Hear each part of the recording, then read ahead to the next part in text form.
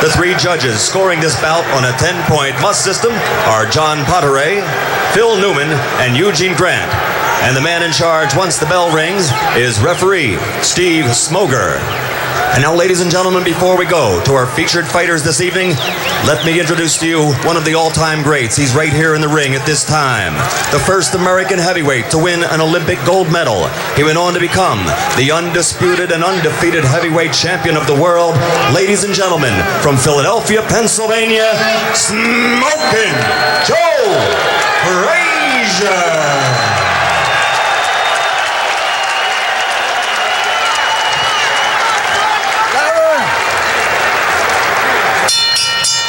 Ladies and gentlemen, from the Trump Plaza Hotel and Casino here on the boardwalk in Atlantic City, New Jersey, let's get ready to rumble! 12 rounds of boxing in the heavyweight division. Introducing first, fighting out of the blue corner, he weighed in at 233 pounds. Wearing the white trunks with red trim, his professional record, 53 victories, only 3 defeats, 37 KOs. He ruled the heavyweight division for 7.5 years as its heavyweight champion.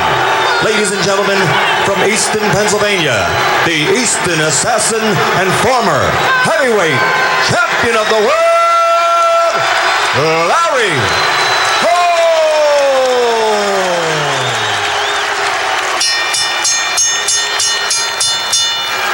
And across the ring, fighting out of the red corner, his opponent wearing the white trunks with black trim and weighing 228 3/4 pounds. He's originally from Jacksonville, Florida, but now fights out of Newark, New Jersey. Ranked number 5 in the world by the IBF, this 1988 Olympic gold medal champion is now 18-0 as a professional with 13 KOs, and he has held the WBO world title in this division. Ladies and gentlemen, the undefeated, merciless Ray Mercer.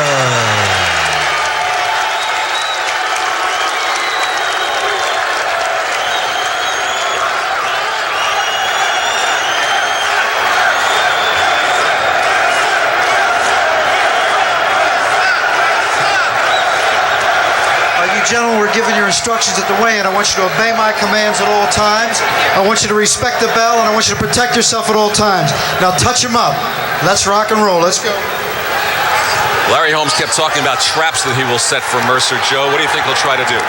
Well, he already told me what he wanted to do. He said, when you see me back into a corner and dip to my right side, put my left arm out, I'm going to hit him with an uppercut and knock him out. All right. This is the ring where we saw George Foreman acquit himself well against Evander Holyfield in the birth of TBKO. We'll see what Larry Holmes can do as he accepts the jabs of Ray Mercer, who goes after Holmes.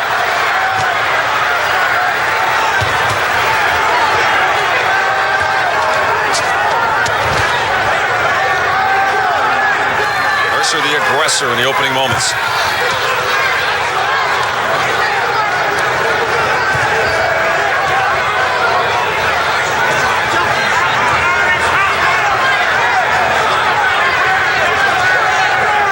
Mercer said it will not go 12. Few people doubt it. He is a 4-1 favorite, Ray Mercer is.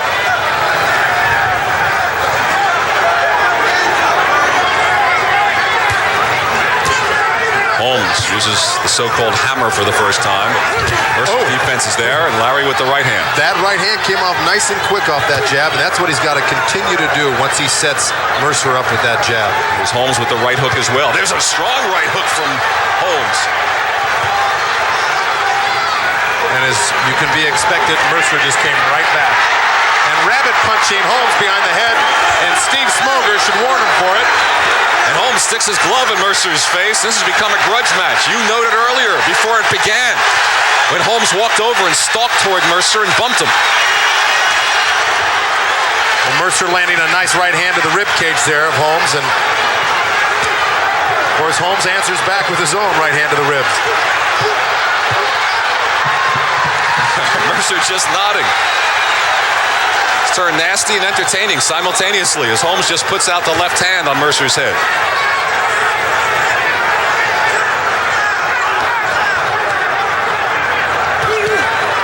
Strong right to the body from Holmes. It was a right hook that caught Mercer's attention at the 1 minute mark, and Holmes staggers backwards.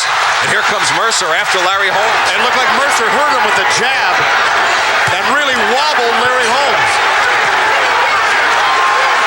And still a full 45 seconds remaining in the first round. There's Holmes with that uppercut from the corner position you were talking about, and tries another. Mercer with a look at disdain on his face.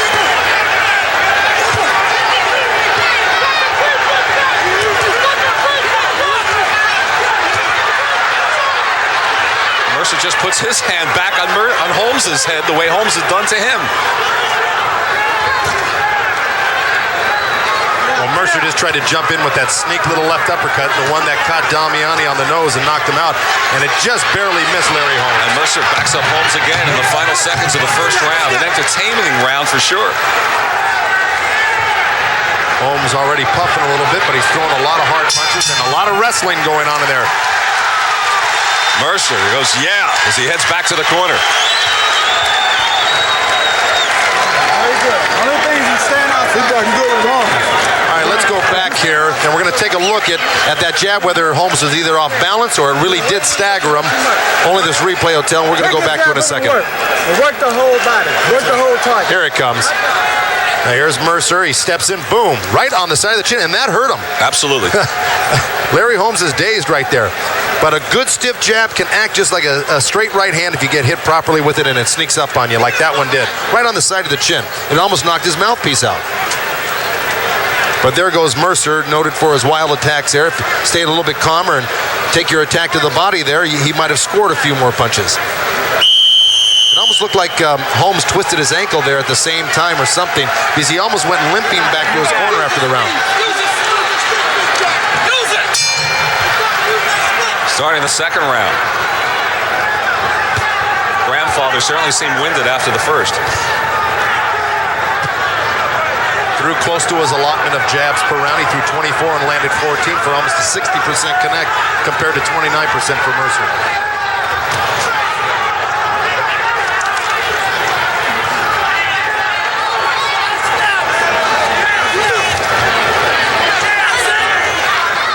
Mercer continues to be the one moving forward. We talked about the hammer all week from Larry Holmes. Well, he was hammered by a jab from Mercer in that first round.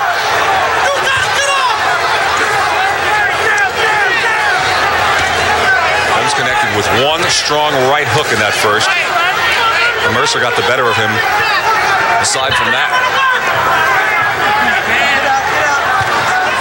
Right hand followed by the elbow from Mercer. Well, both of them traded right hands there, and Holmes did connect. But here, Mercer just seems to shrug off everything he gets hit with, which has got to be discouraging for Holmes.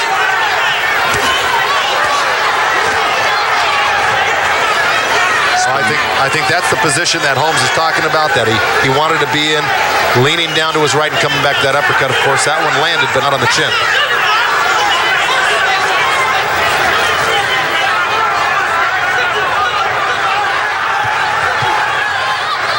See, every time Holmes puts that straight left hand up there to hold off Mercer, Mercer's got to go right down with that right hand underneath the heart of Larry Holmes, and a good counter right hand by Holmes right there. Holmes is the one who landed in that sequence. Let's see, Mercer should be going to the body here right now against Holmes. Holmes is very cagey. He protects himself very well.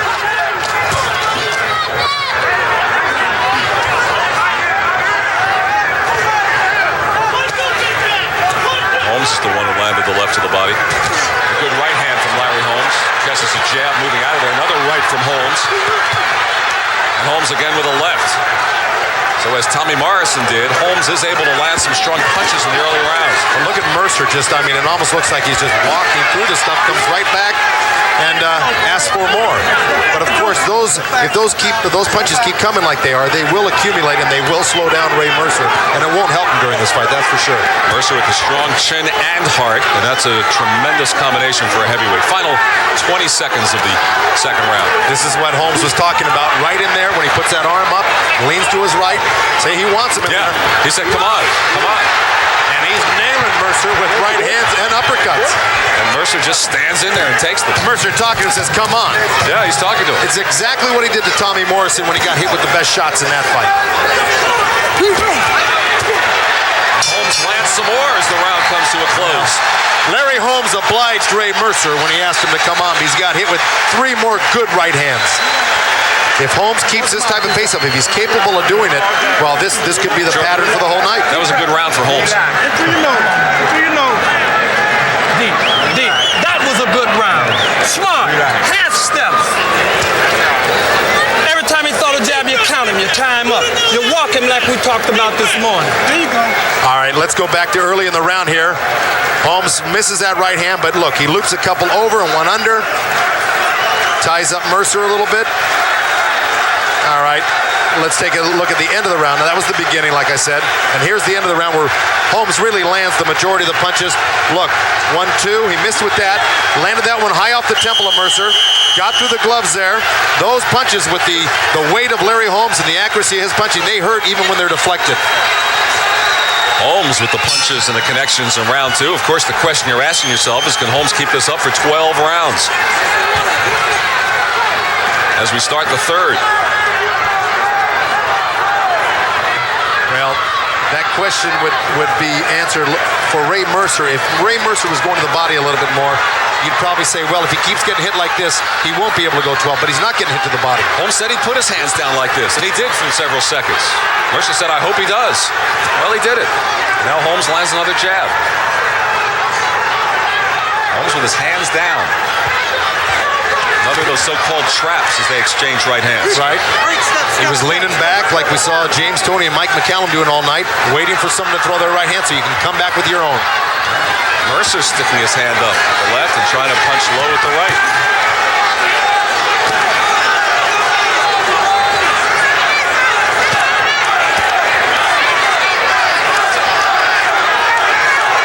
Well, here we go again. Holmes in that corner where he says he wants to be.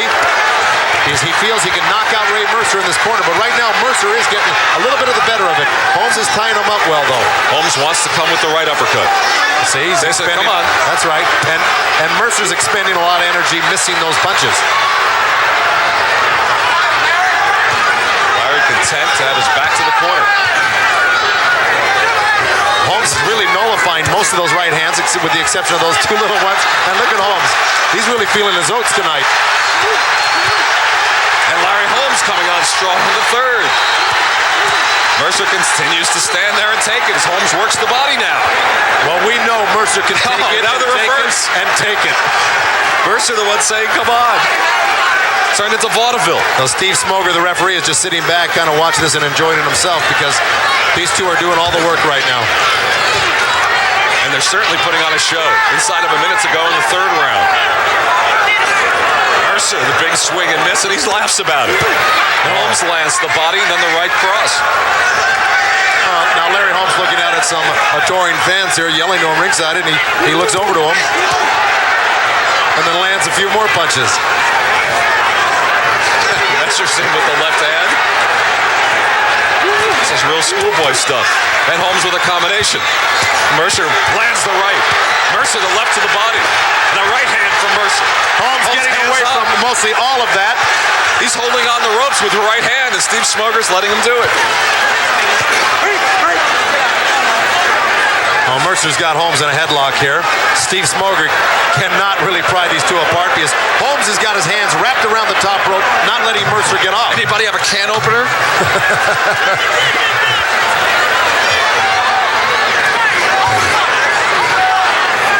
Maybe Larry just rests up against that ring post throughout the round, and he heads back to his corner. Well, you know, to tell you the truth, they're both having a great time in there.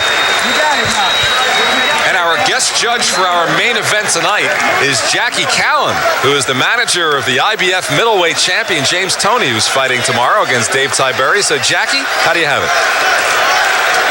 Heavyweight fight, anything can happen, but so far I think I would give the slight edge to Larry Holmes. He's been a little busier, he's been more accurate. I think that Mercer's punches have been hurting him more, but I think Larry's pushed off a lot of that and he's been very busy.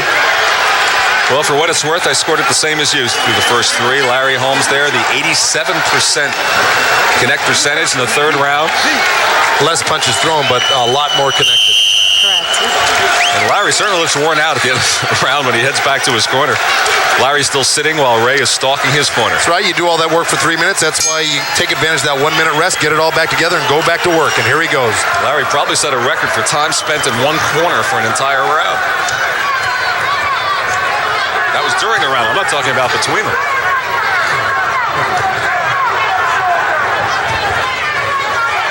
Well, they say, what does the state of boxing come to when the people like George Foreman and Larry Holmes are the big draws? But you can see what it's come to. It's come to entertainment. And that's what we're seeing through this fight thus far. Well, it's entertaining. not just entertainment. You're seeing a real good fighter in there. Larry Holmes is 42 years old.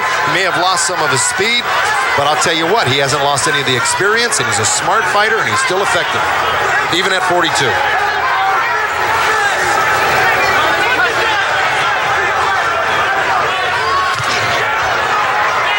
Leather of Mercer just shakes his head. He thought he connected a good one, and Larry didn't feel it. Ooh, left hand from Mercer. Mercer has Holmes in the corner, and Holmes tries to come out of there, and Mercer holds on. Let him go, Ray. Holmes really doing a good job, though. Well, I'll tell you, Mercer is one mean son of a gun. Taking a warning from Steve Smoger. He would not let go. Mercer with the sarcastic bow towards Holmes. Well, of course, you know, Mercer isn't exactly the most technical guy in the world. He's tough, he's a hard hitter, and he's got to make up for his lack of real technicality with being rough like that and mauling you and leaning on you and pushing you. And it's an effective strategy for him.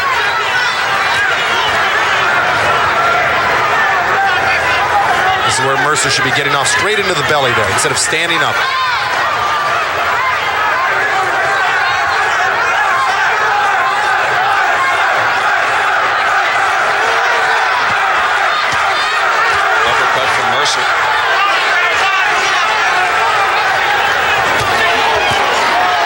Two good right hands from Mercer. But see, the thing is that Holmes has slowed down a little bit in this round. He's not quite as active as he was the previous couple rounds. Well, he couldn't keep up that pace. Well, the thing is sometimes you have to settle into a fighter gets into such great condition, he depends on a second wind coming. And good right hand. It was a great right hand, and that may come in the next round or two. And Mercer again just waves it off. That was a tremendous right hand from Larry Holmes.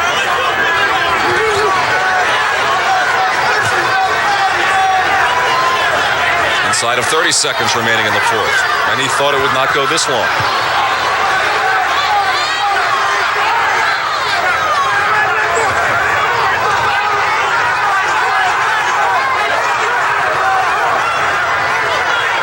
Holmes looking to set that trap for the uppercut. Yeah, it looked like he should have pulled the trigger there, but didn't. For some reason held back. I don't know if he's a little fatigued right now, but so that was a good opportunity for him to throw it. Now a third of the distance has been completed. 4 rounds done. Don't let him rest. You're letting him rest too much. Now, come on, let's get this man out of here. Come on. We don't need this. But that's because you're letting him rest. Okay. Go ahead and work on him and get him on out of there. All right. I'm fine. Gotta go to work. You're playing with him too much. Get him tired. Your arm's hard to get him. Move your head. Get that down. Put your arms down. Put your arms down. All right. Just a party, eh? Yeah. Hey. You bully you bully me. It's a party. Told you they were having fun. Look at this. That's interesting. 100 punches landed out of 140. 71%. That's probably one of the highest connect percentages I've seen. Bear in mind, this was the round where Mercer disposed of Morrison last October here in Atlantic City. He's capable of disposing almost anybody at any given time, Mercer. And when he does hurt you, he's explosive and accurate with his punches. And he said, unlike when Holmes fought Ali and motioned for the referee to help stop the fight, Mercer says, I don't do that kind of stuff. I wouldn't even do it to Holmes, who was one of my idols. And you saw that that's what Mercer did to Tommy Morrison. 14 straight punches.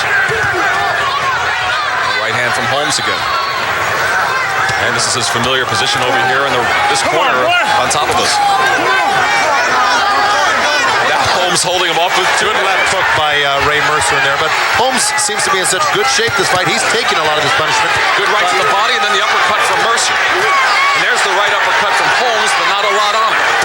Good right hand, and then the left from Holmes.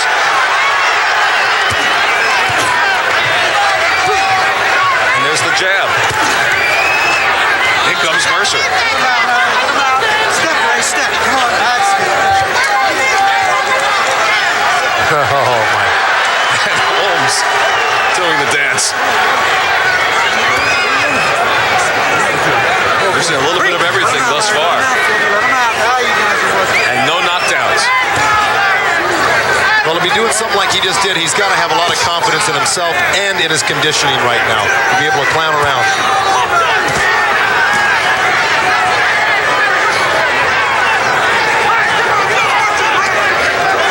Midway through the fifth.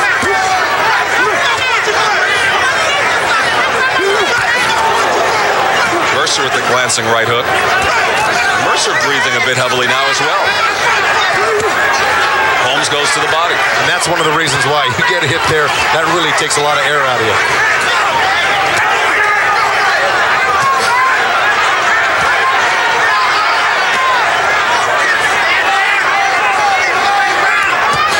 Inside of a minute remaining in the fifth round. Well, you know, Mercer's corner, we're chastising about waiting so much, and he is waiting a lot, and that's due to Holmes' really his great movement and his slickness on the inside here. He's got Mercer off guard right now. Some good movement and agility as you saw him slip the punches there. So Holmes, as Foreman did, defying the age right now. Steve Smoger just warning Holmes not to hold on to the rope with his right hand and jab with his left because you get extra leverage there, and that's illegal. Holmes giving as good as he's getting. Mercer is breathing hard. The crowd now cheering Holmes' combinations.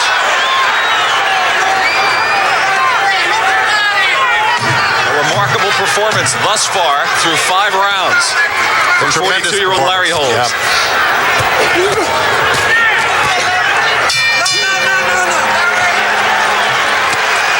Really has some brilliant, wonderful action here. I mean, between two big heavyweights, one of them being 42 years old and really looking like a top-rated fighter right now.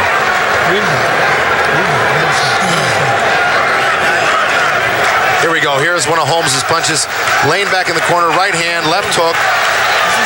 And of course, Mercer looks and says, all right, now let's try that again.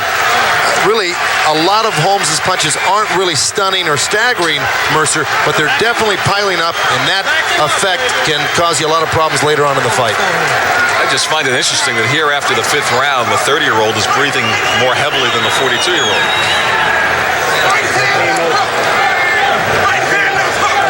Well, part of the game here is learning how to relax, and at 42, you've learned all there is to learn in boxing, and one of the key things to being able to go those distances and throw the long punches is being able to relax, and Larry Holmes is as relaxed as you can get.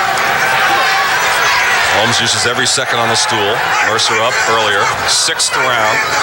Scheduled for 12. Excuse me, Len. One thing that's come up on the CompuBox statistics is Mercer's really started to land a few more punches. His average is up to 61% connect, where Holmes is still hanging around 77%, which is very high connect percentage.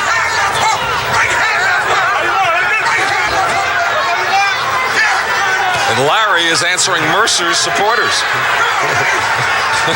Mercer supporters are yelling out, do this, and Holmes is yelling back, oh, that's what you want? Of course, that's Akbar Muhammad, the ex-vice president of Top Rank Boxing, yelling to Ray Mercer, his young protege, to throw the right hand, left hook, and Holmes hearing it and knowing who he is and answered back.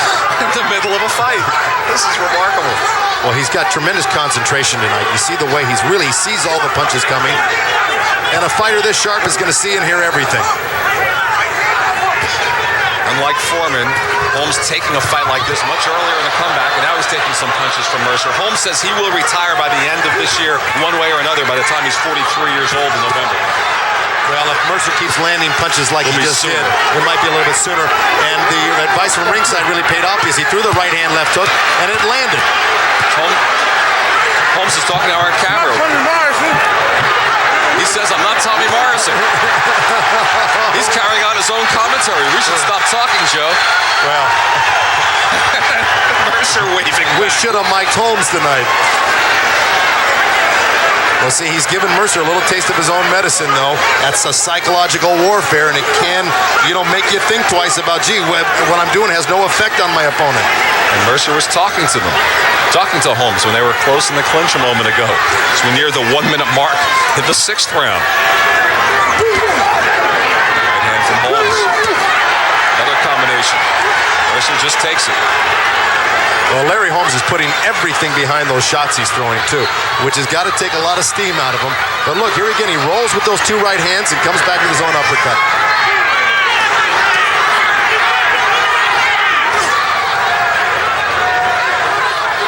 Do you think if we told Larry to get back in the corner over here, he'd hear us, Len, and oblige us? Probably would. He'd probably speak into the microphone over here.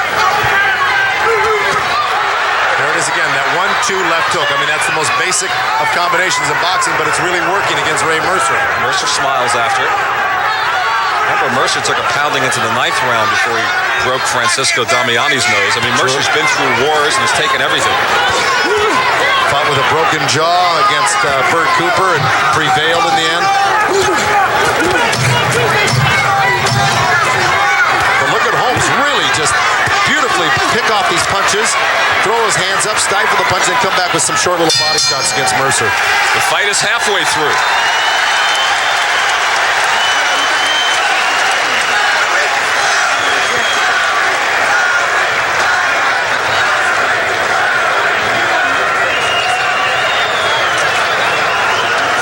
And once again, we will check in with our guest judge, Jackie Callan, James Toney's manager. Jackie?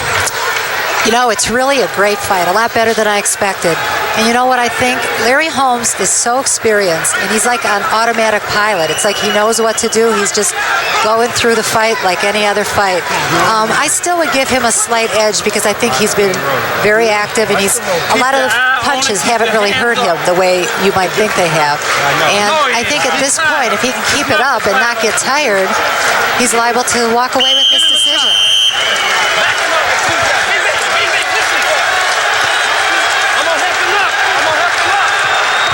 Here we go on a little replay here, and the action in the corner, and that's been round in and round out. And now the crowd on its feet as we start the 7th round, and the question will be, once again, can Holmes do it for 12 rounds? He's done it for 6. Another right hand, then the uppercut from Holmes.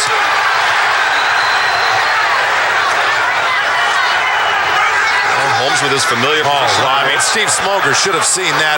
Ray Mercer just threw a blatant elbow right to the side of the face of Larry Holmes, but of course, he was on the opposite side. Holmes.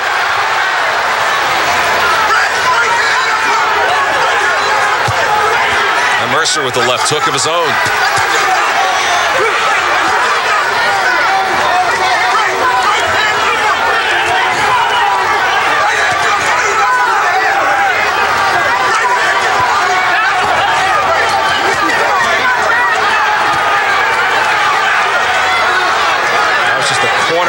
Right now, with a minute gone in the 7th. Finally, Steve Smoger separates them. Mercer's starting to chop away here with little short punches. He's landing a few of them. The uppercut from Holmes again. Right. And that's got Mercer's mouth bleeding pretty good right now. And the crowd chanting Larry. It started out as a pure Mercer crowd, and Holmes has won them over here in the 7th. He's really knocking the tar out of Ray Mercer is what he's doing with that right hand, right uppercut. Mercer, I think, is really round by round starting to lose his grip on this fight, and he's really got to do something to turn this fight around. Got hit with a great right hand there. Oh, Mercer with the left hand. Mercer, strong combination. Well, I'll tell you, Larry Holmes took a right hand and 2 left hooks and came back with his own right hand, which shows you what great shape he's in. Those were square on the chin. But if Mercer gets into this type of mode where he starts landing, more and more frequently. See a little blood on the lower lip of Ray Mercer. Many people thought with the type of opponent that Holmes had that it was a joke, his comeback. Well, hasn't been thus far through nearly 7 rounds complete. He's looked good. Another right hook, and Mercer puts his hands down. Well, what does that tell you? That's got to tell you that he's buzzed right now from that right hand. The Holmes is winning this fight.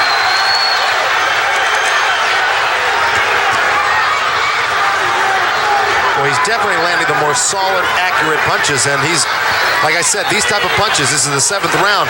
I mean, these are going to start catching up to Mercer if they haven't already. And somewhere right now, George Foreman is watching Totally and smiling. Yes, and maybe even be thinking of having a fight against Larry Holmes.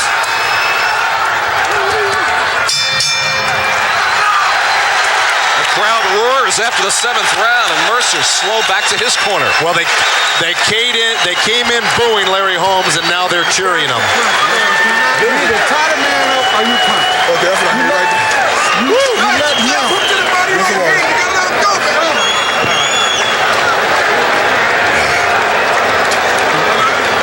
The right hand and the left hook is the key.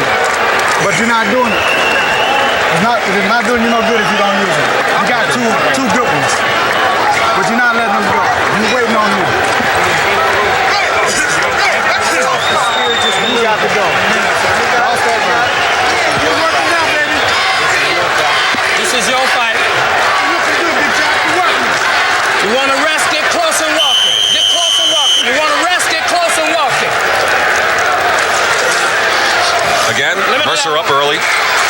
Holmes continues to sit. We saw his connect percentage.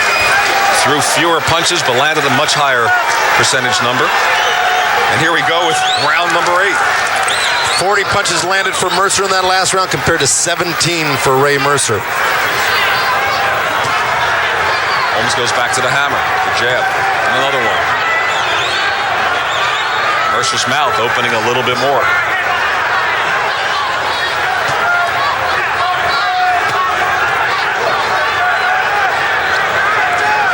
Something about Ray Mercer, even though he's behind in this fight, tells you that at any given moment, this guy could turn the fight around just with one good barrage of punches. And this is what Holmes hopes to not let him do by using all of his smarts and not getting hit with that shot that starts it off.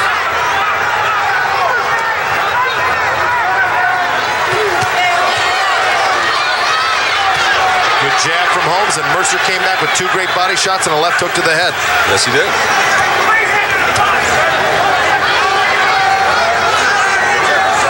Of course, by Holmes pulling down on the back of Ray Mercer's neck, makes him struggle to get his head up, and of course wins you a little bit, and that's a ploy that Muhammad Ali used for so many years so successfully. Holmes still has dance in his legs. Moving okay here in the 8th, midway through now. Mercer continues to stalk him as he has throughout the bout. You got to wonder if Larry Holmes right now is wishing this was only a 10-round fight. If we're correct in our assumption that he's ahead on points right now, he'd only have 2 more rounds to go instead of 4. Well, it was originally scheduled for 12 as a WBO championship fight, but then the WBO withdrew, saying they wanted Mercer to fight Michael Moore. But it stayed at 12 rounds to fight.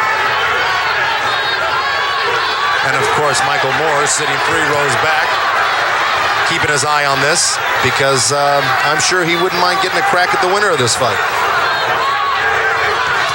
Good left hand from Mercer. It was a great left hand from Mercer. It wobbled Holmes for a minute, but he's good and warmed up. He took it and he's moving away, trying to collect his senses. Another telling blow.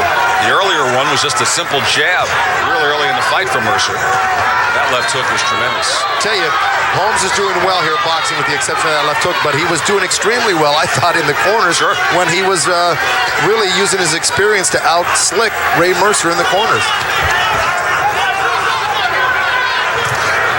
Holmes just moving his arms around slowly, just pulling out all the stops. Caught a right hand from Mercer.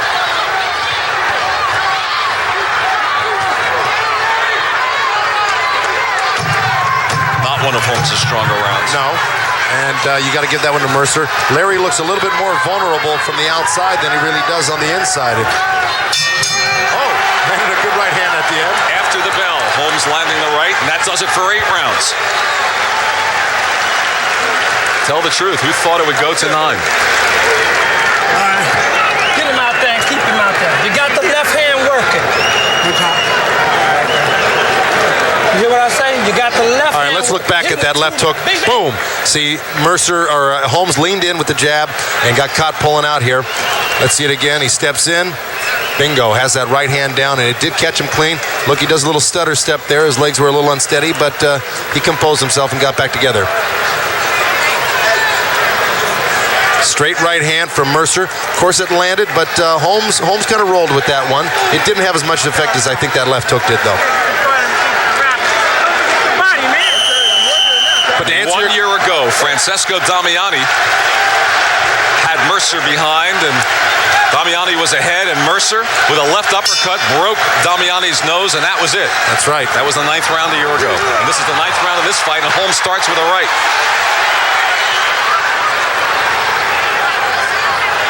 Of course, to answer your question at the end of that round about did anybody think it would go 9, Larry Holmes and Ray Mercer certainly thought that this fight was going to go some rounds. That's why they both prepared so hard. And I had a feeling, too, if Holmes was in shape, he could make this a distance fight. But I certainly didn't think it was going to unfold this well for Larry Holmes in this fight. Up to this point. That's right.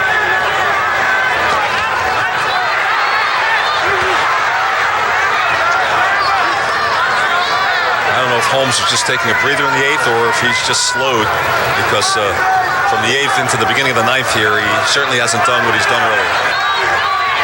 He's cut down on the talking to the crowd and to Mercer as well.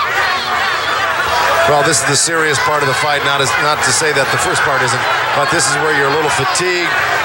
Your guard is down a little bit, and you've got to really be on your toes and all your concentration on your opponent, especially a dangerous one like Ray Mercer coming at you.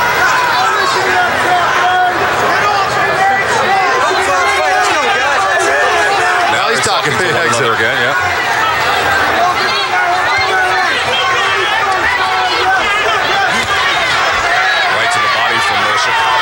Midway through the 9th round.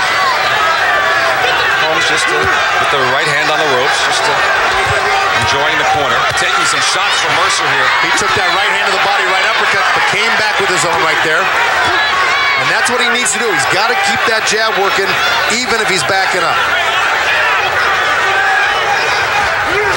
Good right hand from Larry Holmes, one of his best. Beautiful right hand, set up by that double jab, and he's got Ray Mercer thinking right now and a little hurt.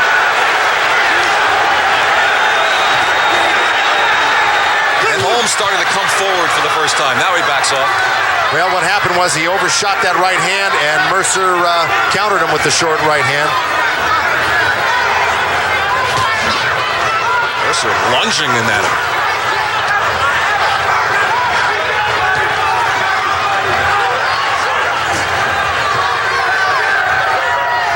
Well, this looks like Ray Mercer's going to need another miracle knockout after being behind on points if he's going to win this fight.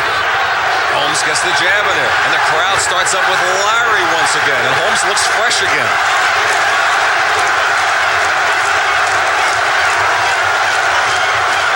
A couple more jabs from the ex-champion.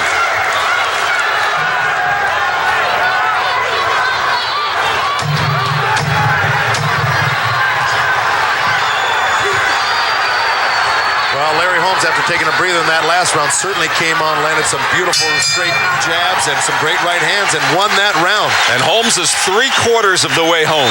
This crowd is just starting to realize that right now that Larry Holmes may win this fight.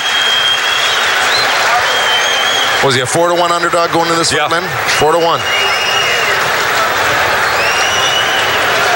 All right, Jackie Callan, how do you have it through 9? Well, I'll tell you something. Larry Holmes is looking very impressive. He's looking very refreshed. Looks like he took a little break and is coming back strong. But I'll tell you one thing. You can never count Ray Mercer out. Because if you remember the Damiani fight, it was the 9th round. He came back, and anything's possible. Mercer's a very good, strong fighter. I think Larry's experience is teaching him a lesson tonight. Here we go, back to that right hand, set up by that beautiful double jab. Thank you, Jackie.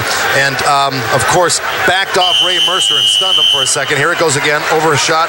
Boom. Boy, if that was a little bit lower on the tip of the chin instead of on that cheek, that could have done a little bit more damage. Jackie, and I also think of your fighter, James Toney, in Davenport, Iowa, against Michael Nunn, the 11th round. That's right. All right, here we go with the 10th. Well, Holmes sticking true, 71% of his punches landing compared to 44 for Mercer. Look at Holmes dancing, Joe. This is just tremendous. Really, this is an amazing stat. He's really out-punched, out-boxed, and out-slicked Ray Mercer tonight.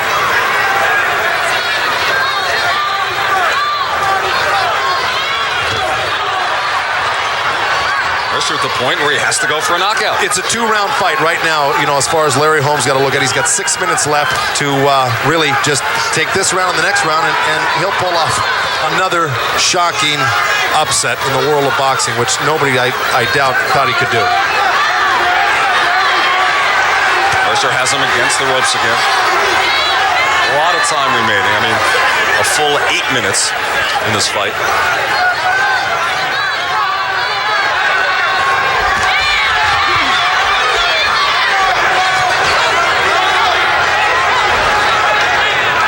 He's just so good at tying you up, putting the arm out there just to deflect a punch enough just to keep the steam off of it.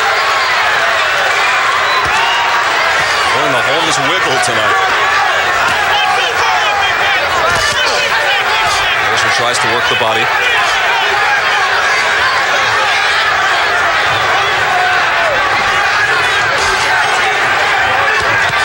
Midway through the 10th round. Looks like Mercer wants to throw that hook, and that's what he was setting up to do. Got the right hand in there. Right at the very last punch, but Holmes really nullified those 2 hooks he threw. Holmes clearing his nose there momentarily. That'll make any fighter back off.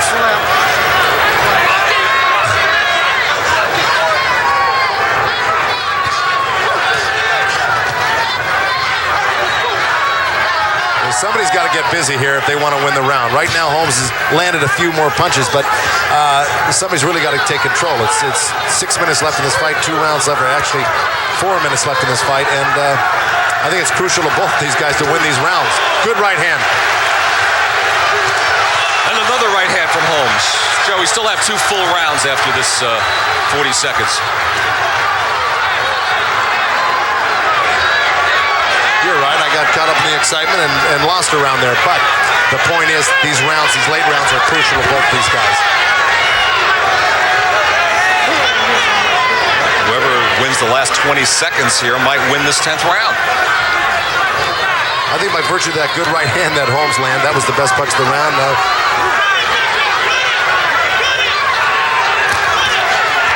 See, he's blocking and deflecting a lot of those punches. Not landing Mercer's punches. The left hook did land for Mercer. That's right. As a full 10 rounds have elapsed. Now they've got 2 rounds left. And Mercer goes all right as he heads back to the corner. Maybe he thinks he won that round. Yeah, no. But this bad baby is too close to come. It's too close to come. So you got to go to work. We got to have these next 2 rounds big. Okay? This is everything.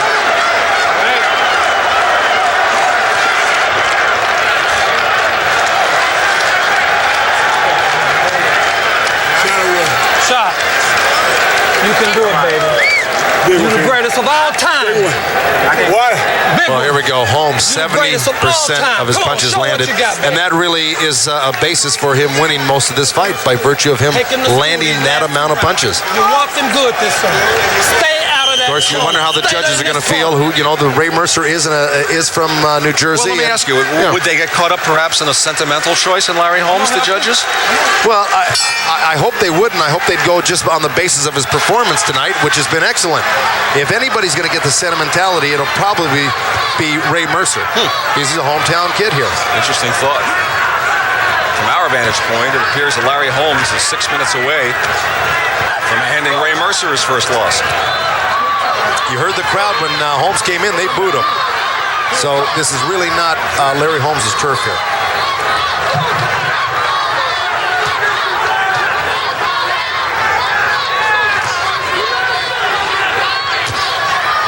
Holmes gaining the respect of the older generation, much as George Foreman did right in this arena back in April.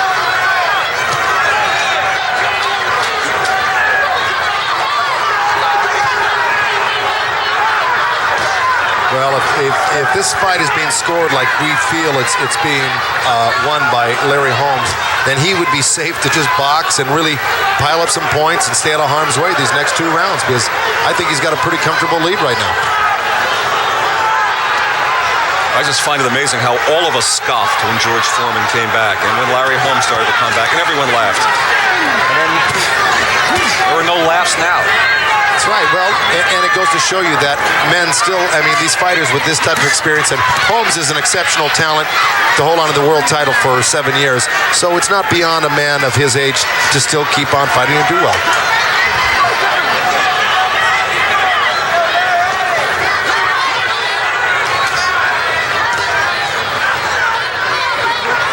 Mercer does appear tired. You wonder if he has enough for that one punch that he's looking for at this point. Well, he's shaking, and Mercer's shaking his head no, but Holmes is landing the better punches right now, and he's scoring the points. And no usually means yes in boxing, as you know. Inside of a minute to go in the 11th round. These punches are missing for Mercer, and he does appear to be tired. That's right, and you know, you've got to ask yourself, this is the heaviest Ray Mercer has been in any of his pro fights. And they just chalked it up to saying, why worry about the weight so much? But it looks like he has slowed down, didn't have the intensity he had for Morrison. Just remember, Ray Mercer's only fought past 5 rounds 5 times in his career. Larry Holmes has done it 35 times. And it's really showing right now.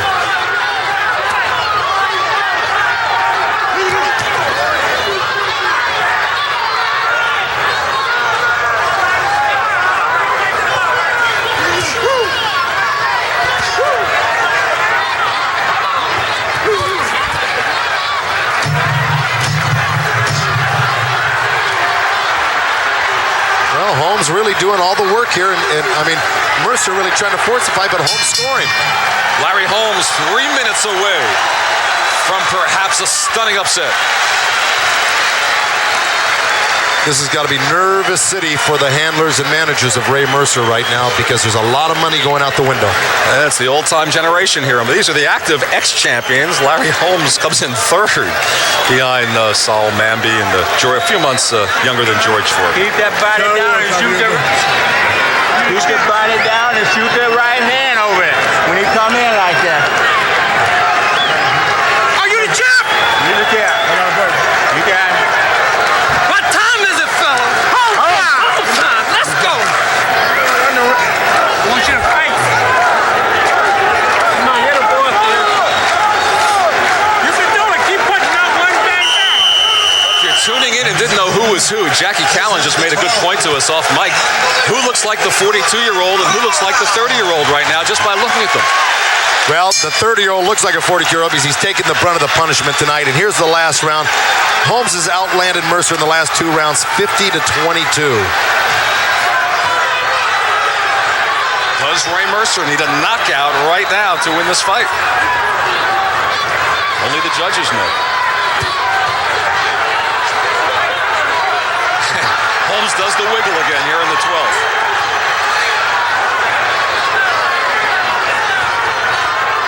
Ducking the punch.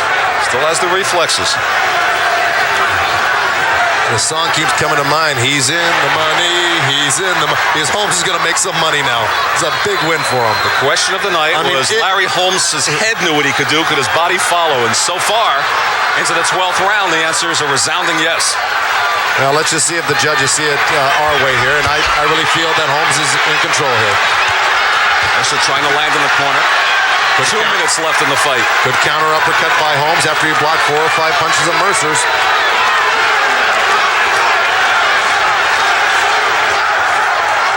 Now Mercer's supporters try to get him going. And he hits Holmes, and Holmes counters with a right to the body. Did Ray Mercer underestimate Larry Holmes tonight in training? Maybe because he came in so heavy, it almost seems like he did. Mercer with the left hook. Still a minute and a half to go.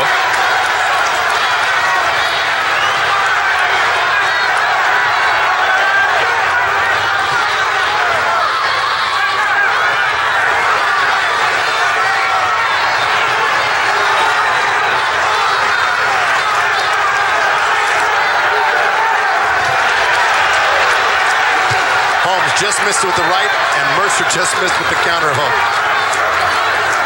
But that right hand could have done a lot of damage, as well as that hook could have. 1 minute from a decision.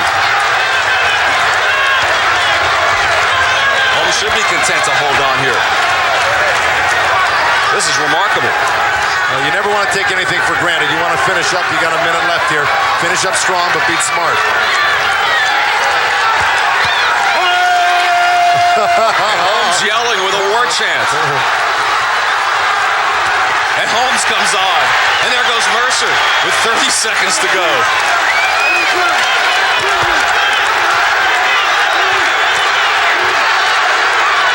Fighting to the finish.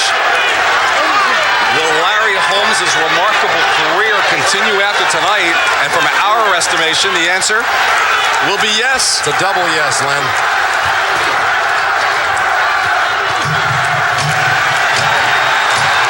The crowd on its feet. What Grandpa a great performance tonight.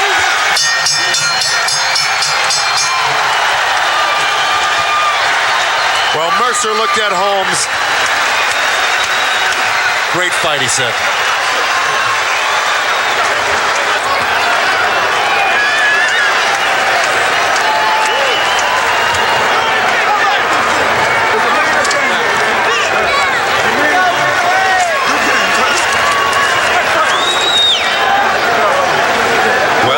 Few people thought to begin with it would go 12, and even fewer thought that Holmes would have a chance to win it after 12.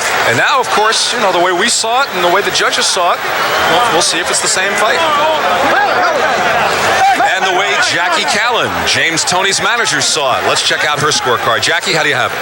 Well, I would have to give the fight to Larry Holmes. I'm not a boxing judge, but just based on the way he boxed and the class he showed in the ring, Ray Mercer's a great fighter, and he will certainly be back for a lot of great fights, but I think tonight was Larry Holmes' night. Isn't that something? Who would have thought it?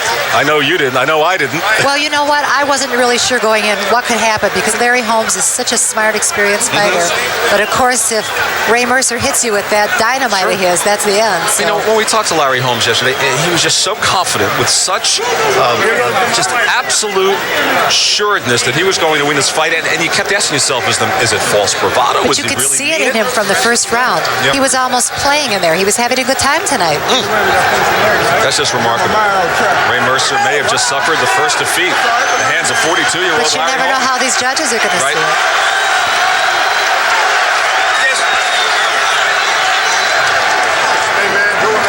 Well, I think we're ready for a decision as the fighters embrace one more time. Michael Buffer has it. Scorecards. Phil Newman scores the bout 117 to 112. Eugene Grant scores the bout 117 to 111. John Potteray has it 115 to 113 for the winner by unanimous decision from Easton, Pennsylvania, the former heavyweight champion of the world, Larry Holmes. He's done it. And we concur. Good call. And Holmes looks almost overcome by the moment.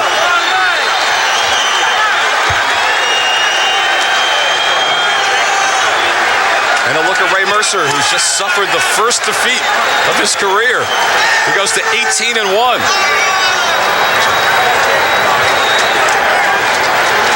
What a story written in Atlantic City tonight. Bob Arum was saying during the week the winner gets George Foreman. I'm not sure that's signed, sealed, and delivered, but it would be the answer to the question, what's 85 years old and weighs a quarter of a ton? It would be a Holmes-Foreman fight. Now, let's go to Joe Goosen in the ring. Joe? Larry, what was the overriding reason you won this fight tonight? You got to tell me, what's the bottom line to why you won? Well, Joe, wait a minute. Hey, quiet a minute. Joe, everybody say you got to lay down and die when you get to be over 40. But, you know, you don't have to. I worked hard. I didn't burn the candle at both ends.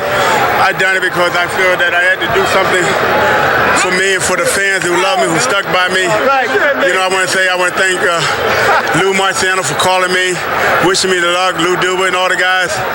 And, you know, I really appreciate it because people that hate me is more people that love me. And I want to say thank God for all of that. And Ray Mercer is a hell of a fighter, a good puncher. And I want to thank him for that opportunity. Well, they booed you when you came in, and they gave you a standing ovation when you left. How does that make you feel? I love it. But, you know, there's always going to be somebody, they'll say Ray Mercer was nothing because they don't want to give me the credit that I do truly deserve. But it's okay because as many boo me, as many cheer for me. And, you know, I love the people because they are the greatest asset. If it weren't for them, it wouldn't be a Larry Holmes. Last question. Who do you want to fight next? Of course, I want to go right into Holyfield if possible. That's what I want. You know, my new promoter, Bob Arum, I told him I'm going to be with him until my boxing career is ended. So I'm with Bob Arum, and whatever he decides, that's where I'm going to go. How about Foreman? It's a possibility. But, you know, again, I'm going to take it easy, go home and rest. Thank the judges in Atlantic City, the fans, for giving me something that I truly... Wearing the white trunks with red trim and weighing in at 233 pounds. His overall career total for 54 victories against only 3 defeats, with 37 KOs to his credit. For 7.5 years, he ruled the division, making 15 defenses of the title. Tonight, he returns to Caesar's Palace, where he won it all in 78. Ladies and gentlemen, from Easton, Pennsylvania, the challenger, former heavyweight champion of the world, the Easton Captain, Larry Holmes.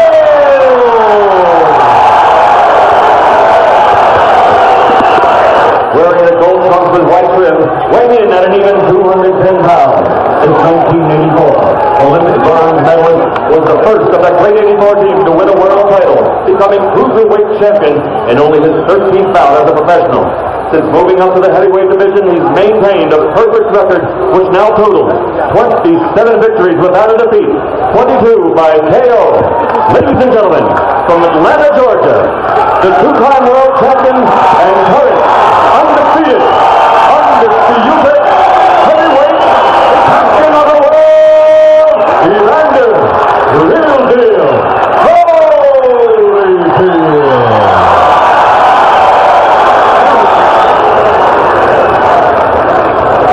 Gentlemen, this is for the championship of the world. And then through all the instructions, just a tough, clean fight. And check these down at all times. Any questions from Mr. Holmes in his corner? Any questions from Mr. Holmes in his corner? Let's get it on! Holmes tried to stare at him, and Holyfield just smiled. And earlier, Larry trying to take the mic from Michael Buffer and tell him how many championship fights he's had. As you see the disparity in championship rounds, Larry winking to some people at ringside, both very relaxed. Well, that's going to change in about another 5 seconds because they won't have time for grabbing mics or smiling at each other. They're going to get down to business, and here we go. Holyfield going right at Holmes.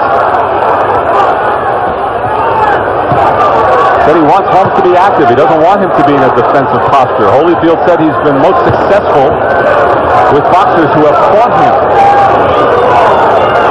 And what he means by that, Len, is he likes a fighter to open up with him and trade punches with him because really that's where Holyfield has been most successful. When Douglas opened up with him, caught him with a good counter punch. Dokes, of course, in that wild fight they had right here, he opened up and knocked him out finally in the 10th round, I believe. So that's one of the things that Evander enjoys, a good brawl. You see Holyfield easily ducking the punches of Larry Holmes here in the early going. Holyfield goes to the body. Remember, George Foreman was able to land many punches on Holyfield. Of course, you know what Bert Cooper was able to do in that 3rd round. We get to see what Larry Holmes can do as far as landing punches. A minute gone in the 1st. There goes Holmes sticking out that left hand at this, as he's wont to do. Of course, in that fight against George Foreman, we saw Evander Holyfield in those mid-rounds land some of the most exceptional combinations that I've seen thrown, really, especially by a big man, a big heavyweight. Holmes went to the right hand. Didn't do much damage. Holyfield's been working the body a bit. Now he comes with the overhand right. Goes to the body with the jab. Holyfield doing some body work midway through the 1st round. As I mentioned before, that was something that Ray Mercer didn't do throughout the fight against Larry Holmes, and was doing that, headhunting and throwing some wild punches like that. And Holyfield obviously learned from that, and he's going downstairs right off the bat. Holyfield has been in command nearly 2 minutes into the round. Left hand from Evander.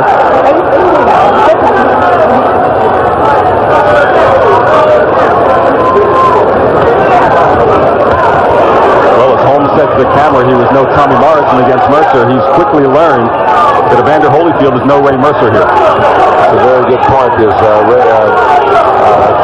Evander Holyfield really is fighting the right fight, putting pressure on, and putting Larry Holmes in a defensive posture throughout this first round. Holmes is yet to land a good blow. And Evander Holyfield here in the first round.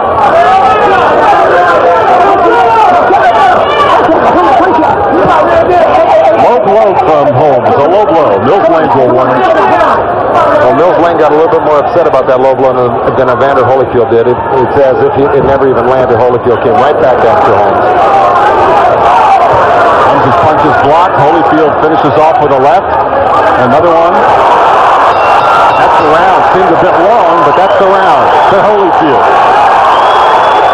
We're going to show in a few seconds here a little replay of that right hand landed by Larry Holmes at the end of the round. It was about the only punch he threw and landed. Thing right there on the nose of Evander Holyfield. Didn't seem to bother Evander much because he came right out of it with a nice left hook that fell a little short. There's that right hand. And if we would have gone on a little further, we would have seen Evander come out of that crouch with a left hook. Get that rhythm. Just hold up this hand. And Duva obviously happy with what his boxer did in the first round. We go for round two. Excuse me, let me throw it in, which I didn't have a chance to say on the replay. Holmes set up that right hand by extending that left hand, the one that Duva was complaining about in the locker room that he didn't want to see. But of course, as long as he doesn't do it with an open hand, a palm, he's safe. But if he opens the glove up in palms, it's an illegal tactic.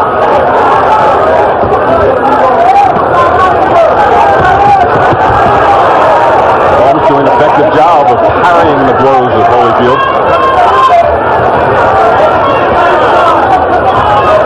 Holyfield obviously the quicker fighter. Lancing right hand. Larry's dug a right low, and Holyfield with a left to the body. Well, Evander Holyfield, Larry Holmes threw a right uppercut, and Evander Holyfield just missed with a beautiful counter left hook. And that's the thing that I think Evander has in his favor here is that good speed, the good counter punch. Well, here's where it looks like the Mercer fight.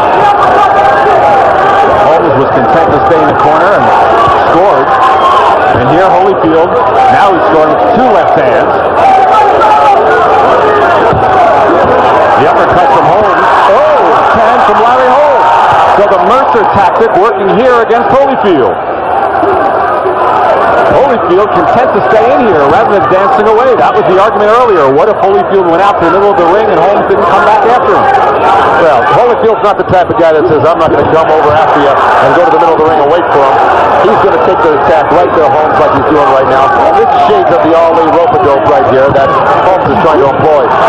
And throw a nice right hand off of Holyfield's chin, and the crowd roaring. They thought that Holyfield was staggered, but Holyfield now coming back. The right hand from Holmes.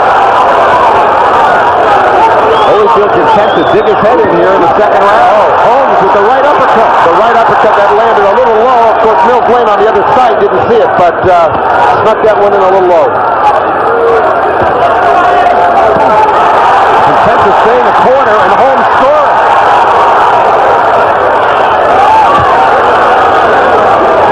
Now Holyfield backs off.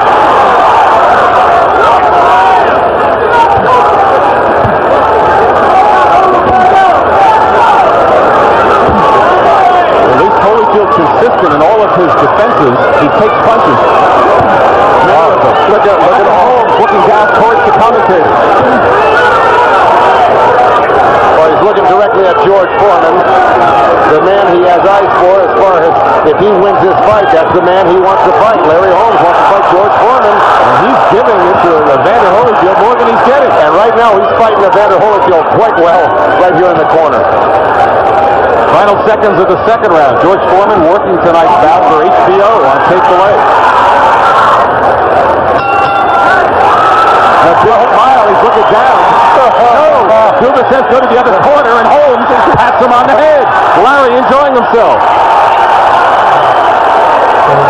Wow, he's got to be feeling pretty good about himself right now, Larry Holmes. Stay out of his corner. Understand? Stay out of his corner. All right, here we go. Back to the corner here. This could have been any point in time. There was that low blow I was talking about. Followed it with a right uppercut. threaded the needle there, a little right hand chopping to the ear, two of them. It's exactly what he did against Ray Mercer in Atlantic City. Same sequence, but different angle. The double uppercut, two chopping right hands. And Lou Duva, while you're watching the replay, screaming at Holyfield, stop fighting his fight. Third round. Now they're in the middle of the ring. And Holmes goes to his hammer, the jab. A strong second round for the 42-year-old.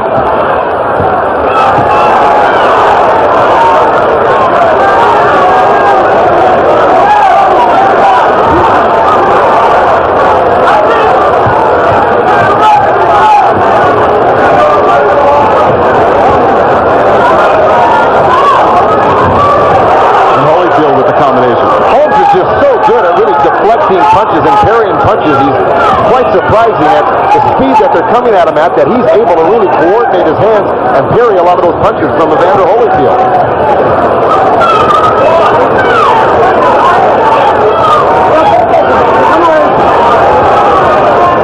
Of course, Holyfield waiting for the one that he isn't able to parry that can maybe start off a rally for himself here. But right now, Holmes is really fighting a beautiful offensive and defensive fight. And Holyfield trying to set it up with a jab. He did not jab as much as his corner wanted against Cooper. Trying to be more effective with it to set up that right hand here tonight. There it is! The right hand! And it was a big one. Another one from Holyfield. Holmes' eyes are clear, though. He absorbed that quite well. He was looking right at his man in front of him.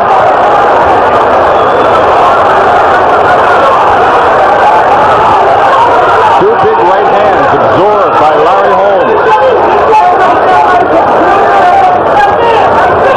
Holmes puts his hands down momentarily. The feeling is that Holmes lowers that jab at times. He can go over the top with the right. Holyfield did connect twice there.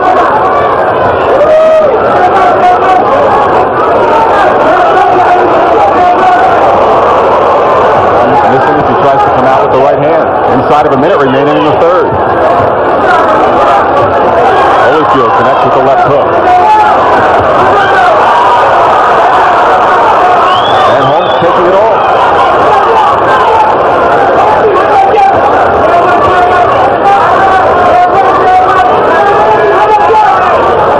Well, Larry Holmes has fought off the ropes in the last two rounds, but it looked like he was doing better in the corner than he was in the middle of the ropes in the middle of the round, even though he just caught Holyfield with two short right hands.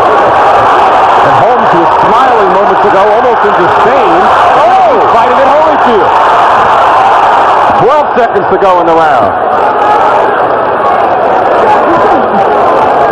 Holmes staring at Holyfield, looking at him, a half smirk at times. Holmes is taking as good as Holyfield had in that third round. So let's go back to the action. This is the right hand that started, that was the first good right hand that Holyfield landed. And of course, it looks like Holmes took it well. He's got his eyes focused here. And a little chopping right hand over the top. Holmes pulling him down, but it didn't hurt him as much as that right hand looked as big as it was. It didn't do that much damage.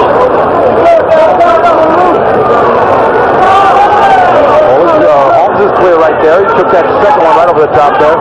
Those can add up, obviously, after a while, but Holmes took those quite well. And we start the fourth round.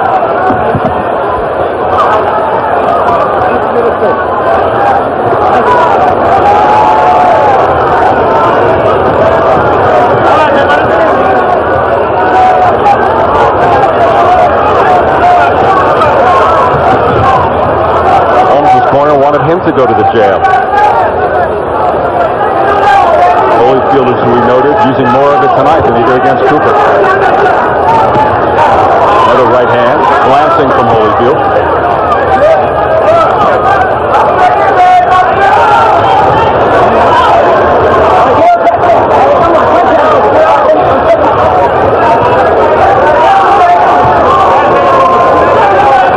Not much being landed here, but by virtue of Holyfield pressing the action, trying to make the fight happen, of course, you know, he's going to get the favorable scoring at this point as far as this round is concerned. Now they come over to this corner.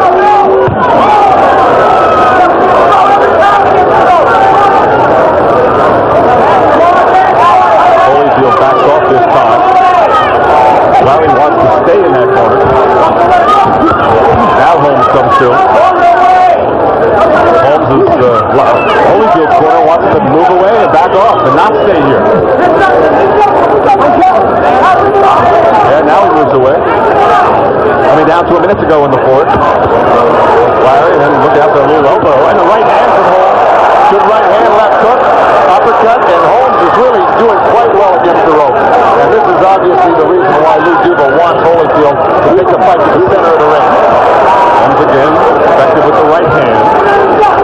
The odd number rounds have gone to Holyfield thus far. The even number rounds, Holmes has been better, operating from the corner.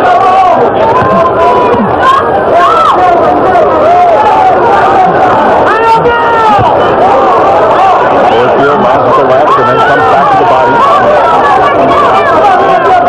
Holmes is holding his shoulders, right? By holding his shoulders, he stops his arms from coming forward. And right hand with low punches. A couple of low blows in there from Larry as well. Uppercut from Holmes in the right hand, and then Holyfield goes after him in the final seconds of the fourth. He does, but Holmes blocked everything that Holyfield came back with. Not that one. Overhand right from Holyfield. Exciting end to the fourth round. I'm with you on that. Now the chance of Larry at Caesar's Palace as we start the fifth round in the middle of the ring.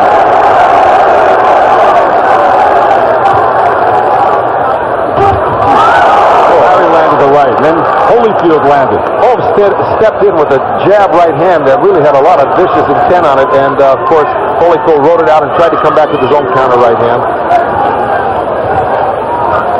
More of what Holyfield would like. Exchanges off the ropes.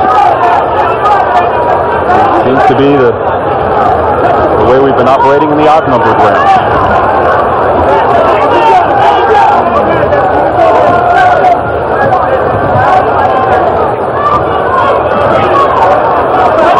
Larry conserving the energy.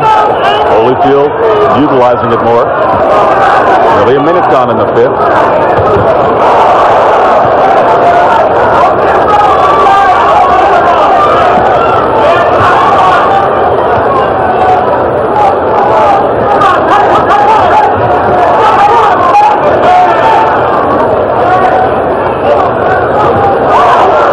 Jabs, one connected, one grazed.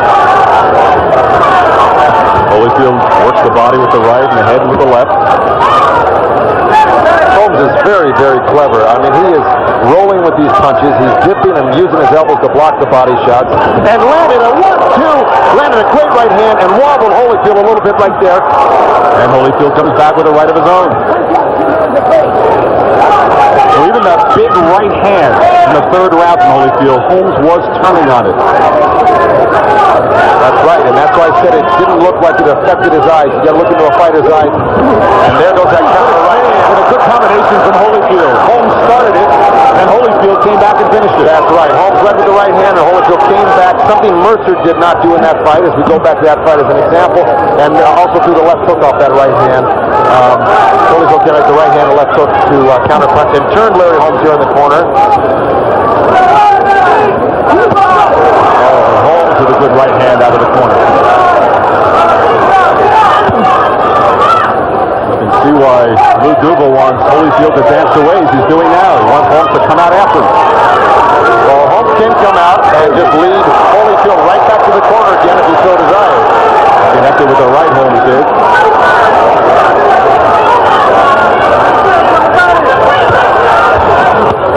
Working the body again, Holyfield is the fifth round wanes.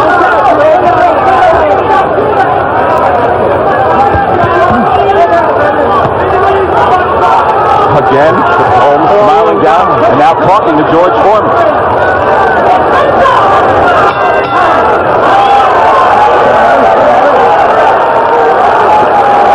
Larry doing some running commentary of his own in the fifth round.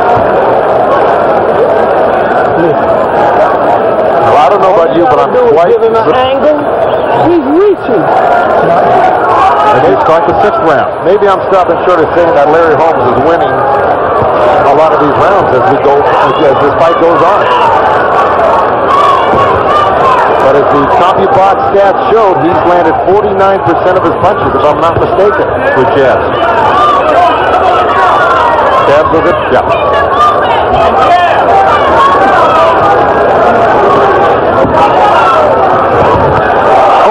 Holyfield cracked the right hand over the top. He did it again. Holmes is rolling with it. Got the shoulder jabs from Holyfield.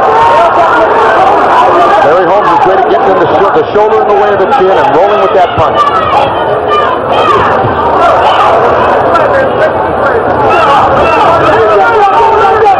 Holmes backs off towards the ropes, and Holyfield obliges him. Comes in after him with the right. And it's gone to the 6.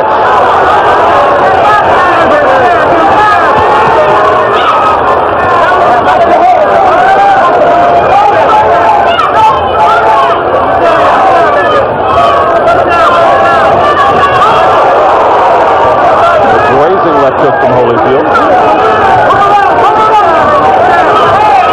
Larry Holmes playing a little waiting game here, letting Evander shoot off some steam, right against ropes, deflecting a lot of punches. And let's see if he turns it on the last half of this round to pull it out for himself.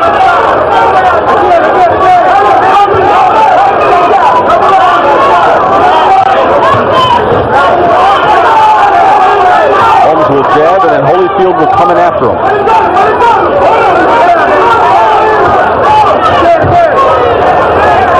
Trying to hold him at arm's length with the left hand. And Holyfield working the body again. Larry Holmes stuck out that jab. Holyfield put a right hand right under the jab to the ribs. He's going to have to do a lot more than that to really get Larry Holmes in trouble. He's going to have to be punching in combinations once he gets inside. Larry missing the big uppercut. Inside of a minute remaining in the 6th. Fairly even fight thus far. Mills Lane says no wrestling as they were pushing off towards the corner.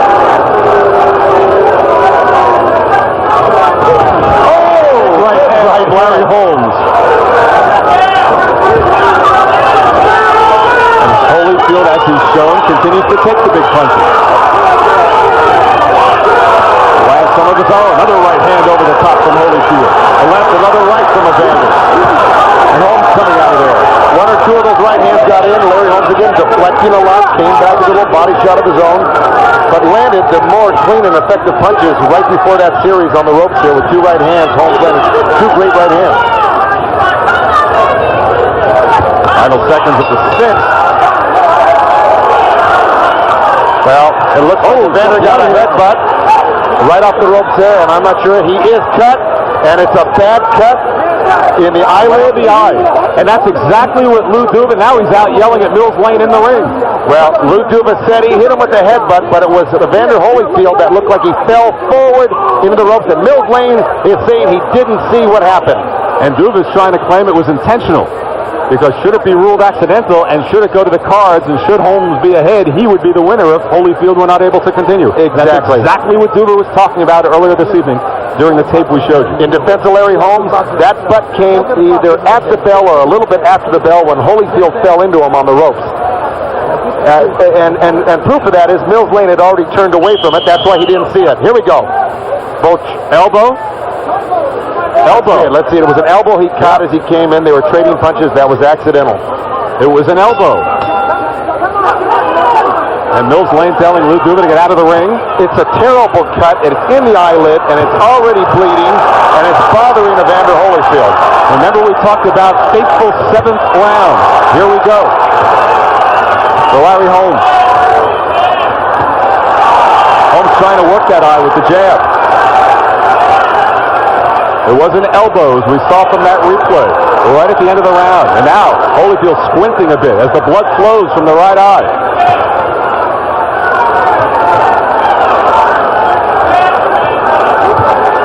The champ with blood on his face and on his trunks. And a long way to go. I can't remember when I've ever seen Evander Holyfield cut. And cut of this magnitude, this is really runs the length of the eyebrow underneath in the eyelid in a very bad spot.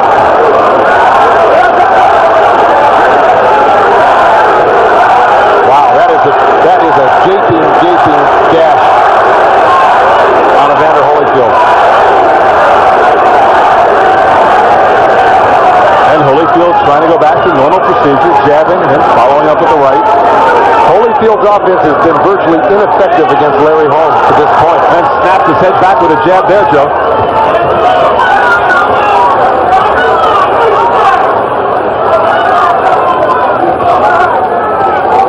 Midway through the 7th round. The blood continues to flow from the right eye of Evander Holyfield.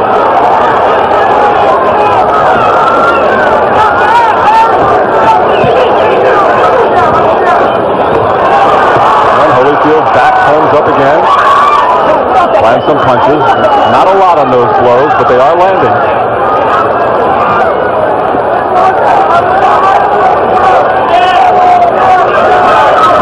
Murray's trying to hold him off with the left hand, as he's wont to do, inside of a minute remaining in the 7th.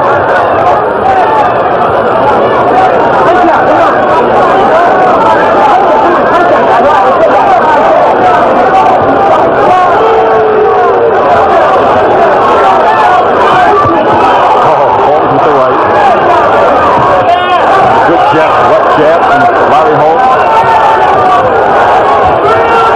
A right over the top from Holyfield. Back Holmes into the corner.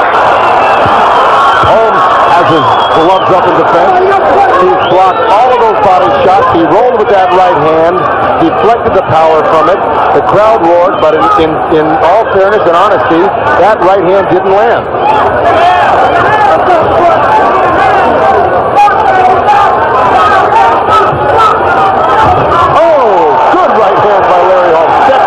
The jab. And Evander Holyfield looks very fatigued, very tired, and looks like his confidence is really starting to deteriorate in this fight. Here comes Dr. Flip Pomansky. They don't want Flip Pomansky to see this cut. Lou Doom is trying to block him out. See, that's all you got to do. Round number 8, scheduled for 12.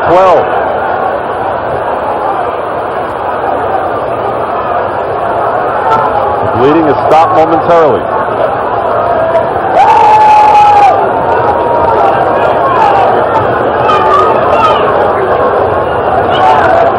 In Holyfield's corner, they've hired freelance cutman Ace Murata. Adrenaline will travel, and he really put a hold on the bleeding in that eyelid of Evander Holyfield.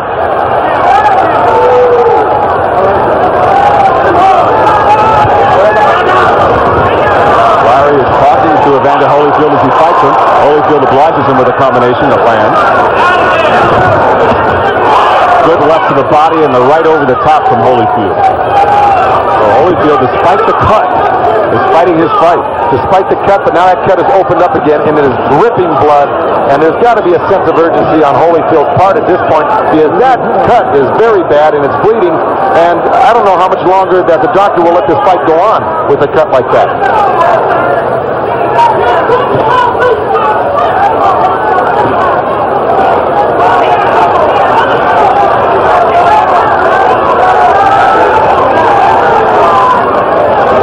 Would love nothing better than to work the jab right at that cut. Maybe should be doing more of it. Take advantage of the situation midway through the 8th. Well, first thing you want to do is land a jab anywhere. Second thing you'd like to do is land it on that cut. But he's got his hands full landing it anywhere. You know, for the difference in sculptures of the body here, Holmes and Evander's, it's really Evander Holyfield that seems to be laboring with his breathing at this point. Not to mention the age differential of 13 years. Coming down to a minute to go in the 8th round. Not as eventful as some of the earlier ones.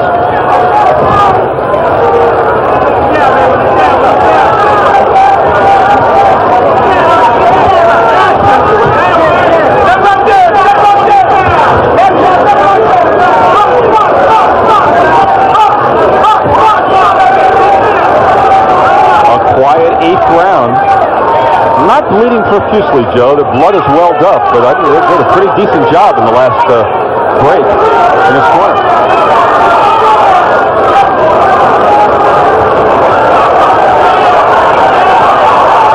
Of course, Evander for the first 2 minutes and 2.5 minutes of this round really has been doing all the fighting in this round, and Holyfield breathing heavier than Holmes at this point. This is rather amazing in the final seconds of the 8th round. He's got a lot to deal with, especially with this cut. The cut man in Holyfield's corner. Right now he has it stopped as we begin the 9th round. Don Turner urging Larry Holmes to come out and fight a little bit more. He knows he probably dropped that round by really being virtually, he threw very few punches in that round, and Holyfield definitely took that round by virtue of his pressure and his body work. But Holmes has got to get busy if he wants to get back in this fight and rack up some more points. Holyfield scoring.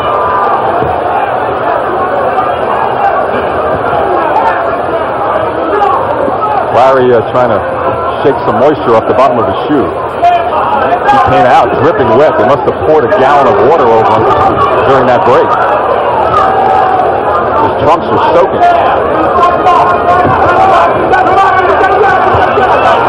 And Holyfield working the jab.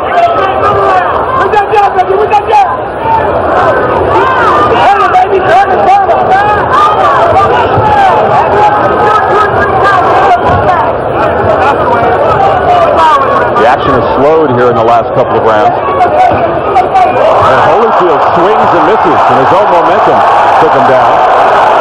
The oldest slip, of course. Holyfield going to the big roundhouse, and they touch gloves. Well, surprising Holmes, with as well as he did early on, is really kind of not being as active as he should be if he wants to win the World Heavyweight Championship. He's kind of letting it slide out of his hands here, and he's abandoned the rope-a-dope or the stuff in the corner that was working so well for him. Abandoned just about everything in this round. Very little jabbing from him, very little of anything. Maybe Holyfield sensed it and went for that one big knockout punch.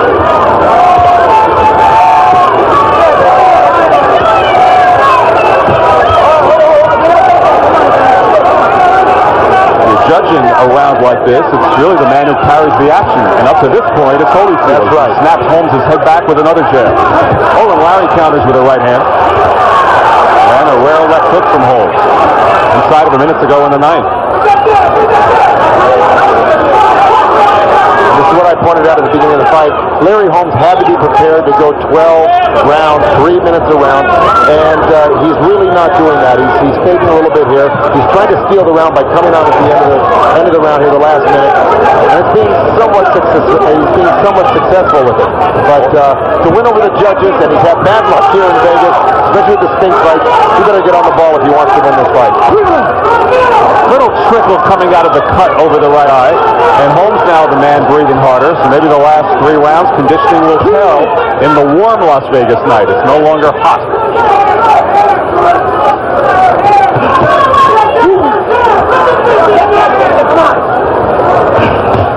Holyfield cracks the right hand, and really his advantage in this round based on his activity in taking the fight to Holmes. Exactly right, Len. Only 4 times has Evander Holyfield fought into the 10th round as a professional. 22 times for Larry Holmes, but obviously he was a younger man at the time. Here we go, round number 10. An amateur fight, as they said in the corner, meaning 3 rounds to go. So this is for the undisputed heavyweight championship. And really a lull has settled over. Crowd waiting for something to happen which isn't the last couple of rounds. Well, Larry Holmes may have been cruising these past couple rounds to save it to turn it on these last few rounds here and maybe steal the show or try to go for a knockout somehow, and I think that's what he needs to, is Holyfield taking the last few rounds. You saw right there, Holyfield would not go into the corner with him, and now he's backing off the ropes a little bit. But it worked very effectively in the 2nd and 4th rounds for Larry Holmes. Hasn't really worked since. And the most telling blow thus far was in the 6th round, what we think is an unintentional elbow from Larry Holmes right at the end of the round. Bleeding has been stopped. Credit Ace Murata for that. Beautiful job. With an occasional right hand downstairs from Larry Holmes also right there.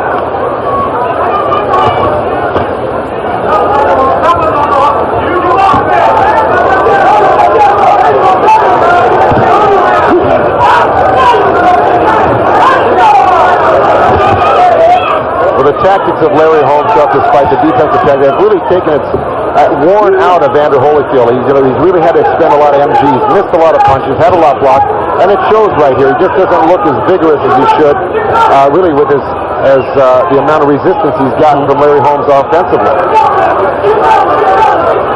But the offense has just about ceased over the last couple of rounds from Larry Holmes. Well, and a few boos from the crowd as they also sense the inactivity amongst these 2 heavyweights going for the title. And if it continues like this and finishes up a decision, and should Holyfield win, all the same questions will go unanswered about Evander Holyfield.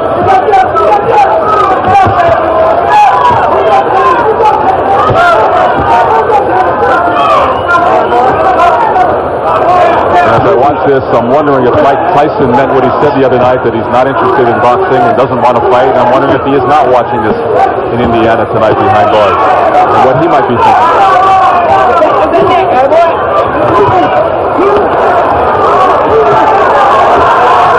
Inside of 30 seconds remaining in the 10th round.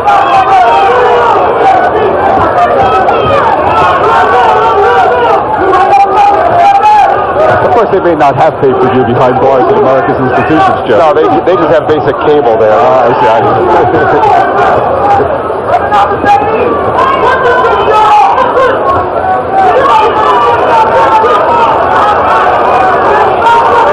Well, much of the same. The 8th, 9th, and 10th round, much to the disappointment of a nearly sellout crowd at Caesars Palace. Lennox Lewis, take it away through 10. Holyfield, I gave 7 rounds. Holmes, 2 and 1 draw. If I was Holmes, I would be going after that cut desperately. Well, at this point, Holmes isn't really going after much. And the reason I say Holyfield should be going after a knockout, not because he's behind on the scorecards, but because he's really got to do something here. You win over the fans and make them forget about this no fight here. Yeah. Exactly. I'm following up on that, and you're 100% right. Lennox Lewis, your mic is open now, so feel free to join in the commentary here in the 11th round, and we'll see what the tactics are as less than 6 minutes now remain in the title fight. Oh, a beautiful right hand by Larry Holmes. Another one, and those really have Evander a little wobbly, even though he's still moving forward. Those have him shaking. One of Holmes' better punches tonight. It comes in the 11th round. Maybe he was saving himself in the last 3.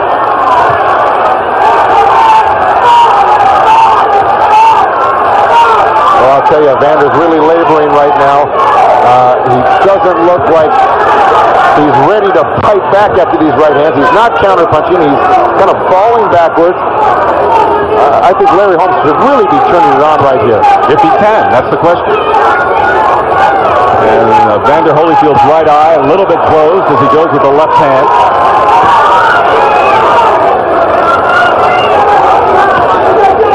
Does Holmes have a left for that assault, Joe? That's the question. Holmes should definitely step up the pace. Right, he's got Evander with his mouth open. He's really not doing much. He's waiting for something to happen. Holmes has got to let it hang out because he's probably, this fight, he's probably not in all the way. I'm sure the scoring has got to be in Holyfield's favor at this point. And he's got to do something big to win it. And now with a big right hand in the start of the 11th, but hasn't followed up. Holyfield still content to work the body with 1:15 remaining in the 11th. Oh, Holmes says, come on, puts his hands down, come after me, and Holyfield just stands there. Draw a line in the sand, guys.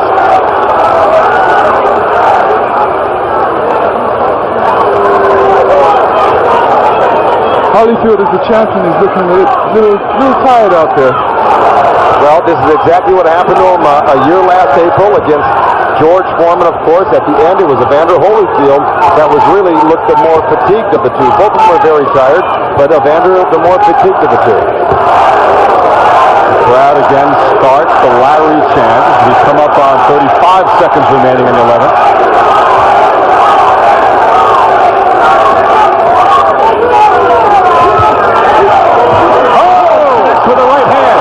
Holyfield tries to go back after him, but another good right hand from the challenger. A couple good right hands by Holmes, and he bailed out with a left hook. And of course, we got a little time. I think a little tape on the glove of Larry Holmes. You're getting hit with all that leather, and they stop it in a nice flurry like that for a little piece of tape. And that helps Evander Holyfield at that moment. All right, here we go. Going to fix that tape. Not a split glove as there was during the Cooper fight. This is a little tape job. Right away.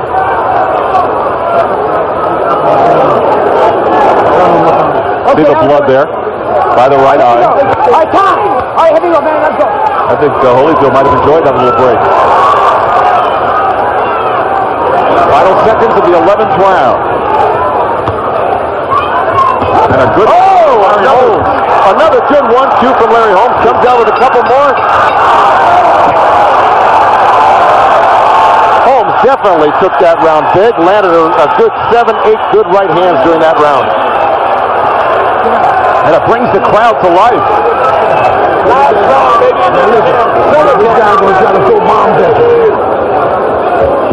Here we go with a little replay here. We got Holmes, of course. We got a little frozen action there. Here's Holmes missing a hook and stepping to the side, coming back with a chopping right hand. Did you hear what Larry said there? I've got to knock him out. That was Holmes' thing. He knows it, and he's the only rational one really right now in that corner, because they're telling him 3 minutes, and really what he needs is a knockout in this fight. Holmes, 56% of the, I don't know if that was jabs or punches, but it was 56% or something. But Larry Holmes does need a knockout to win this fight. Touch gloves for the 12th and final round for the World Heavyweight Championship. Holyfield abandoning the jab there in the 11th. Holmes will be going for the knockout. He knows himself he needs it.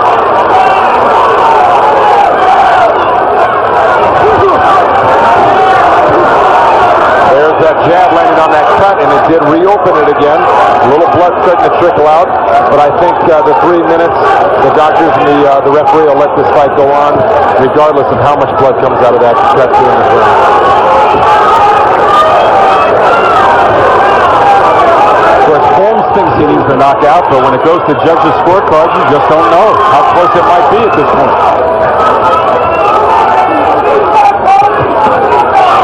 Nice left hook to the liver by Holyfield, following a couple shots to the head. Holyfield, left hook connects. One of the things that can happen when you get a little desperate and need a knockout like Holmes does, or thinks he does, you leave yourself vulnerable to maybe some strong shots by Holyfield. Look at the laughing from Larry Holmes. Now he goes into a bit of an Ali movement as Holyfield was landing there, and Holmes was showing disdain, but he has to show more than that here with 1:40 remaining. That's right, and by laying on the ropes and Holyfield not obliged, nothing's going to happen for Larry Holmes. He's got to press it like he did with that right hand, and that was a nice shot. Well, I'll tell you, he's landed some beautiful right hands on Holyfield. Either Larry Holmes doesn't have the same starch he did on his right hand years ago, or Holyfield's chin, as we well know, is a real good one. Remarkable that the 13-year age difference, and they're breathing about the same here with 1:12 to go in a 12th round. Oh! 2 more right hands, a long one and a short one on the inside, landed by Holmes. You got to ask yourself, are the judges maybe going to remember how Holmes may have gotten jobbed in that last Spinks fight, which I think he did, and maybe try to make it up to him a little bit? I think that's a reach, Joe. I don't know. It's a long time ago. Well, let me tell you something. We saw something like that happen with the fight recently against Tommy Hearns and Iran Barkley. They, in my estimation, gave Tommy Hearns a lot more credit in that fight than they should have against Barkley. Based on overall reputation, but not one specific incident. Here we go with 33 seconds remaining. Larry Holmes coming on strong in the 11th and 12th after resting in 8 through 10. Couple good hooks by Holyfield with the left hand. This fight ending in a flurry, and Holyfield with the left. It has Holmes up against the ropes, and Holmes trying to battle out of there with 15 seconds to go.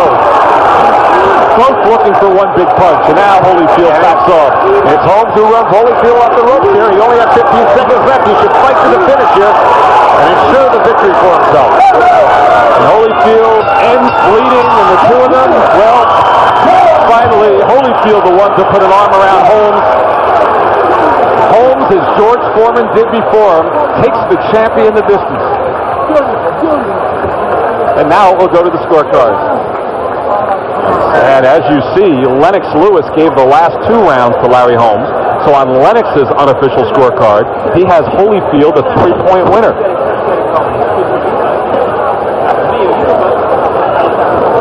The shot you hit him with a knockdown of 3. The guy was able to survive. He didn't want to fight. I told him to fight that way.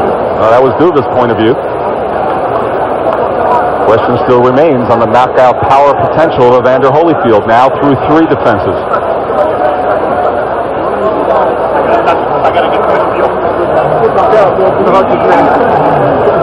And a smile from Larry Holmes and a hug.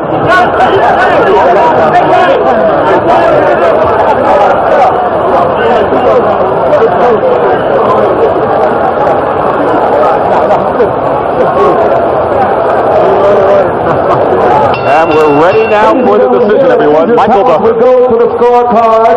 Chuck Giampa scores about 116 to 112. That's the same score, 116 to 112 from Carol Castellano, and Glenn Hamada has it 117 to 111 for the winner by unanimous decision, and still the undisputed heavyweight champion of the world, Evander Real Deal Holyfield.